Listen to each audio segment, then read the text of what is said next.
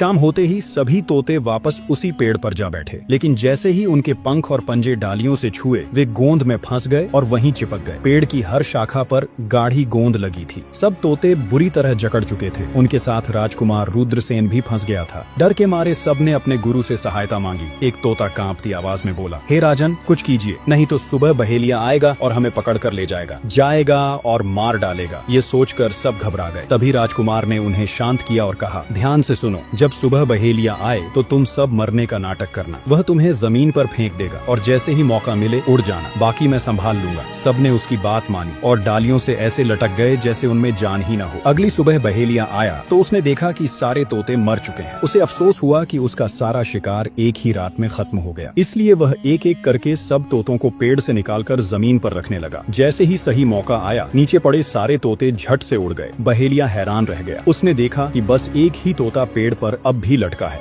वही राजकुमार। नीचे जिन तोतों को उसने मरा समझकर फेंका था वे सब भाग चुके थे। बहेलिया बड़बड़ाया, ये सब मिलकर मुझे धोखा दे गए। उसने पेड़ की ओर देखा और गुस्से में बोला, ये सब तेरी ही चाल है। चलो अब मैं तुम्हें लेकर रानी के पास जाऊंगा और वहाँ बेच दूंगा। मुझे 1000 सोने के सिक्के मिलेंगे। ये सोचकर बहेलिया खुश था। वह उस तोते को लेकर चल पड़ा। रास्ते में तोता बोला, तुम मुझे कहाँ ले जा रहे हो? बहेलिया हंसते हुए बोला, रानी के पास बेचने 1000 सोने के सिक्के मिलेंगे। तोता बोला, अगर मैं तुम्हें 5000 सोने के सिक्के दिला दूं तो क्या तुम मुझे रानी को नहीं बेचोगे? बहेलिया चौंका और बोला, तू मुझे 5000 सोने के सिक्के दिलाएगा? कैसे? तोता कहता है कि राजा धर्मपाल वही है, मुझे उसी के राज्य में बेचो, मूल्य मैं स्वयं बताऊंगा। बहेलिया उसकी बात मान लेता है और रानी के पास बेचने की जगह राजा के राज्य के मेले में तोते को बेचने चला जाता है। और राजा धर्मपाल के राज्य में यह नियम था कि अगर किसी व्यक्ति का सामान शाम तक नहीं बिके तो वह राजा स्वयं आकर उसे खरीद लेता था। बहेलिया उस तोते को लेकर बाजार में पहुंचा हुआ था। जब कोई व्यक्ति उस तोते को खरीदने आता है और पूछता कि यह कितने का है तो बहेलिया कहता है, तोता अपना दाम स्वयं बताएगा। तब वह तोता अपना दाम इतना बता देता कि कोई भी व्यक्ति उसे खरीद ही नहीं पाता। ऐसे ही करते करते शाम हो गई और सभी अपनी अपनी दुकानें समेट कर चले गए। पूरा बाजार अब खाली हो चला था। बस एक कोना था जहाँ बहेलिया और उसका तोता अब भी बैठे थे। उधर राजा धर्मपाल ने अपने सिपाहियों को आदेश दिया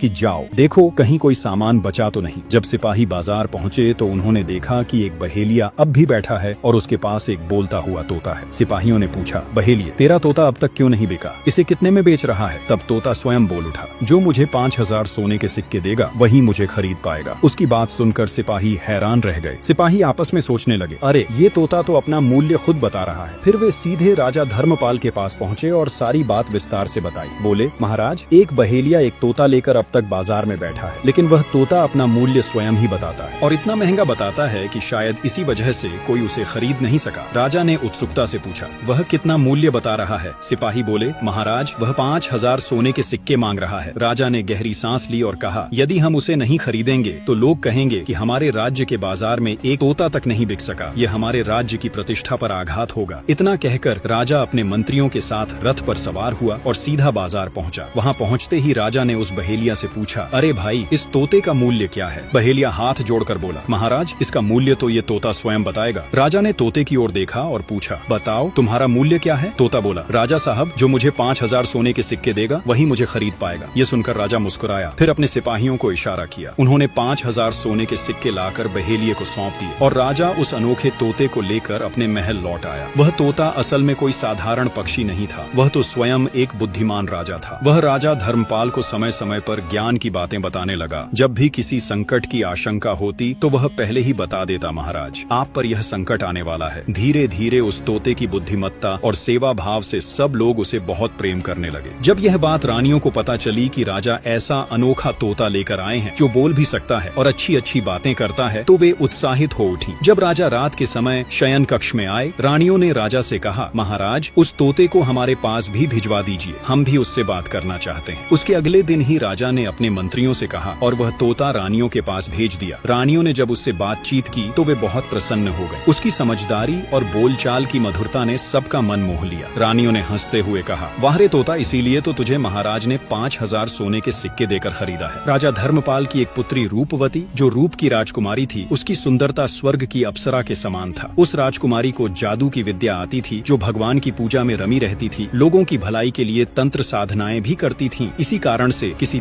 तांत्रिक साधु या बुरी शक्तियों का राज्य पर प्रभाव नहीं पड़ता। सभी प्रजा सुख शांति से रहते थे। जब रानियों ने देखा कि वह तोता कितना बुद्धिमान और प्रिय है तो उन्होंने अपनी पुत्री रूपवती से कहा, आज से इस तोते का ध्यान तुम रखो और हाँ, कल सुबह इसे अच्छे से नहलाना भी। राजकुमारी को भी वह तोता बहुत भाने लगा। अगली सुबह जब सूरज की किरणें फैलने लगी, राजकुमारी तोते को लेकर उसे स्नान कराने चली गई। वह बड़े स्नेह से उसे नहलाकर और खुद भी स्नान कर महल से कुछ ही दूर एक विष्णु भगवान की प्राचीन मंदिर थी, जहाँ वह नित्य पूजा करने जाया करती। उस तोते को लेकर उसी जगह चली जाती है। मंदिर के अंदर पहुंचकर पूजा पाठ करने लगी और तोते को बगल में रख दिया। वह जैसे ही भगवान विष्णु का मंत्र उच्चारण करती है, वैसे ही राजा रुद्रसेन अपने वास्तविक रूप में आ जाता है। जैसे ही पाठ खत्म करके आंखें खोलती, उसने तुरंत ही रुद्रसेन को सामने देखकर चौंक जाती है और कहती है, आप कौन है जो इस प्रकार दिखाई दिए? वह कहते हैं कि हे राजकुमारी, मैं आपको रात में सब कुछ बताता हूँ। आप फिर वही मंत्र दोहराओ तो मैं तोते के रूप में आ जाऊंगा, और जब आपको मेरे इस रूप में देखना चाहती हो, आप यही मंत्र पढ़िए, मैं अपने वास्तविक रूप में आ जाऊंगा। राजकुमारी यह सब देखकर हैरान होती और सोच में पड़ जाती कि ये क्या हो रहा है। उसके बाद राजकुमारी उसी मंत्र का फिर उच्चारण करती, जिससे राजा रुद्रसेन फिर तोता बन जाता। राजकुमारी उठती और तोते को लेकर जल्दी से महल आती और सोचती कि जल्दी से रात हो। वह महल के निजी कक्ष में उस तोते को लेकर बैठी और बहुत जिज्ञासा भरे मन से सोच रही थी, इतने सुंदर युवक के साथ ऐसा क्या हुआ होगा जो ऐसे तोते के रूप में है, और उसके बारे में सब कुछ जान सके। क्योंकि वह जब मंदिर में उसके सुंदर रूप देखते ही अपना दिल उस राजा रुद्रसेन को दे बैठी थी, उससे प्रेम करने लगी थी। जैसे रात हुई, आसमान में तारे छा गए, वैसे ही वह उस तोते को लेकर अपने शयन में कक्ष चली गई और वही मंत्र का उच्चारण किया तो वह तोता एक सुंदर से युवक में बदल गया। जैसे राजा रुद्रसेन अपने वास्तविक रूप में आया, बिस्तर पर बैठे हुए राजा रुद्रसेन ने राजकुमारी रूपवती से अपनी कहानी धीरे धीरे सुनाने लगा कि कैसे वह राजा बना, उसकी कितनी राजकुमारियों से विवाह हुआ, किस प्रकार से उसकी ही प्राणों से प्रिय रानियों ने धोखा दिया और कैसे वह धोखे से एक तोते में बदलना पड़ा। अंत में वह बोले, हे सुंदर राजकुमारी, मुझे माफ करना, लेकिन यह बात किसी से भी मत बताना, नहीं तो मेरी जान चली जाएगी। राजकुमारी रूपवती ने राजा के हाथ को अपने हाथों में रखकर वचन दिया कि वह किसी से भी नहीं बताएगी, यहाँ तक कि अपने माता पिता से भी। और राजकुमारी ने ऐसा किया भी। वह दिन में तोता बना रहता और रात होते ही राजकुमारी उसको अपने साथ कमरे में ले जाती और उसके वास्तविक रूप में बदलकर दोनों ही साथ समय बिताते, बातें करते, और इस प्रकार धीरे धीरे राजा रुद्रसेन भी राजकुमारी से प्रेम करने लगा। दोनों ही एक दूसरे के प्रेम में सराबोर होने लगे। ऐसे ही दिन बीतने लगा। इधर राजा रुद्रसेन की 7 पत्नियां, वे अब भी राजा की खोज में थी, जिसके वजह बहुत से तोतों की मौत के घाट उतार चुकी थी, लेकिन तोता बना राजा रुद्रसेन कहीं नहीं मिला। अंत में वह सभी हार थक कर वह उसी तांत्रिक साधु के पास पहुंची और बोली, हे प्रिय महात्मा जी, हमारे पति अब तक नहीं मिले, अब क्या करें, कैसे ढूंढे और कैसे मारे। उसके बाद वह तांत्रिक साधु ने अपनी पोटली खोली और देखा कि राजकुमार अब भी एक तोते के रूप में राजा धर्मपाल के महल में रह रहा है। रानियों से वह बोला कि उस राज्य में उसका कुछ नहीं बिगाड़ा जा सकता है। फिर कुछ सोचते हुए रानियों से कहा, एक उपाय है, तुम सब नृत्य कला सीखो, हम सब मिलकर उस राजा के महल में नृत्य करने जाएंगे, और जब राजा हमसे प्रसन्न होकर कुछ मांगने को कहेगा तो हम वही तोता मांग लेंगे और तब उसे मारना आसान होगा। इसी तरह वह तांत्रिक साधु ढोलक बजाने और 7 रानियां नृत्य कला का अभ्यास करने लगी। कुछ ही दिनों में पारंगत होकर सभी राजा धर्मपाल के दरबार में पहुंचे। राजा धर्मपाल को संगीत और नृत्य बहुत ही पसंद था। जैसे कि पहले के राजाओं का यह एक प्रिय मनोरंजन के साधन होते थे। तोता बना राजा रुद्रसेन को उन सभी के आने का आभास हुआ। उन्होंने गंभीर स्वर में राजकुमारी रूपवती से कहा, जो गाने बजाने वाले आज दरबार में आए हैं, उनमें से जो ढोलकियां हैं वही तांत्रिक साधु है जो मुझे तोता बना डाला, और जो 7 नर्तकी बनी औरतें हैं वह मेरी 7 पत्नियां हैं। जैसा कि तुम जानती हो कि तुम्हारे पिता को संगीत और नृत्य कितना पसंद है, वह सभी मिलकर तुम्हारे पिता को अपने संगीत और नृत्य से प्रसन्न करेंगे और फिर मुझे इनाम के रूप में मांगेंगे और राजा उनको दे देंगे और वह मुझे ले जाकर मार देंगे। यह सुनकर राजकुमारी पूरी तरह से घबरा गई, लेकिन राजा रुद्रसेन ने समझाया कि सुनो राजकुमारी, जब राजा आदेश दे कि तोते को लाया जाए, तुम तब तक मुझे मत देना। जब तक राजा स्वयं ही न आए तुमसे मुझे मांगने के लिए, फिर भी मुझे मत देना, और इनकार करते हुए तुम उनसे कहना, मैं आपको तोता किसी भी कीमत पर नहीं दूंगी, और जब राजा जिद पर उतर जाए तब गुस्से में आकर मेरा पिंजरा जमीन पर फेंक देना। उसके बाद मैं अपना रास्ता खुद निकाल लूंगा। यह सुनकर राजकुमारी रूपवती ने सिर हिलाया और कहा, हे मेरे प्राण प्रिय, जैसा आप कहें, पर मैं आपको खोना नहीं चाहती। आपसे बहुत प्रेम करती हूँ। आपको कुछ भी हुआ तो किसी को नहीं छोड़ूंगी। उधर दरबार में जब संगीत का ध्वनि गूंज उठी और रानियां बनी नर्तकी नृत्य करने लगी, राजा उसका बहुत आनंद लिया और बहुत प्रसन्न होकर देखने लगा। नृत्य संगीत समाप्त हुआ। प्रसन्नता से भरे राजा उन सभी से कहते हैं, तुम सभी की जो इच्छा वह मांग सकते हो। तब ढोलकिया बना तांत्रिक साधु बिना देर किया बोला, हे महाराज, जो तोता आपने कुछ दिनों पहले खरीदा है वह हमें दे दीजिए। राजा बिना कुछ सोचे कहा ठीक है, और उसने अपने मंत्री को आदेश दिया कि जाओ उस तोते को लेकर आओ। मंत्री सीधा राजकुमारी रूपवती के पास पहुंचा और बोला, राजकुमारी, महाराज ने आदेश दिया है, कृपया वह तोता दे दीजिए। राजकुमारी ने सख्त स्वर में कहा, नहीं दूंगी। मंत्री बोला, कृपया हठ मत कीजिए, यह राजा का आदेश है। राजकुमारी ने कहा, तो आप जाइए और मेरे पिता को खुद यहाँ भेजिए, वही आएंगे, तभी मैं तोता दूंगी। ये सुनकर मंत्री चुपचाप लौट गया और मंत्री दरबार पहुंचकर राजा को सारी बात बताई।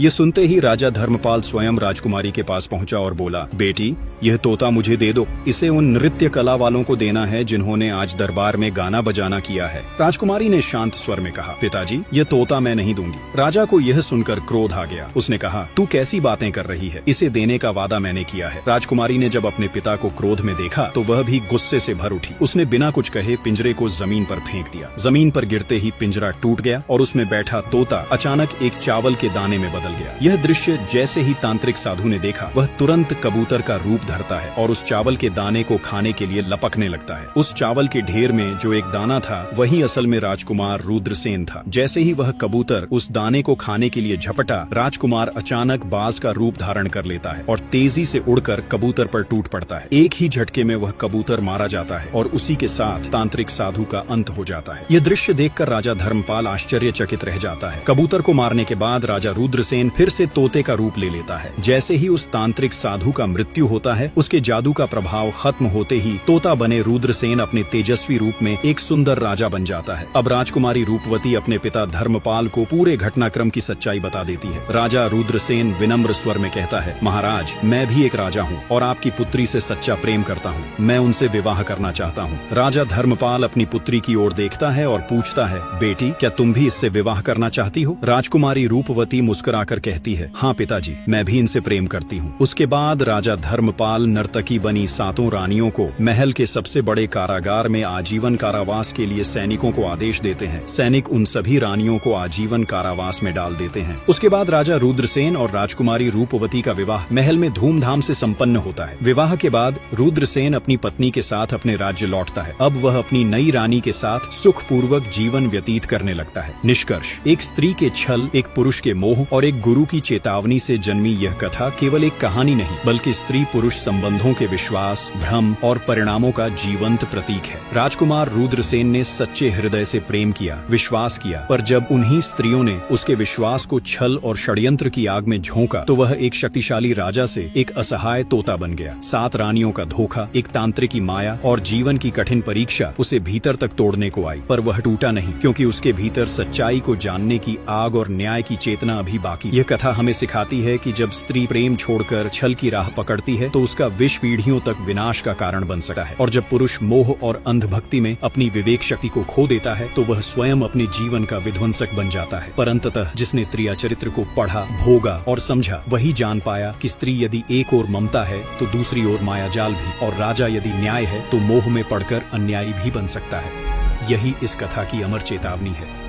त्रिया चरित्र जाने न कोई, खसम मार के सती हुई।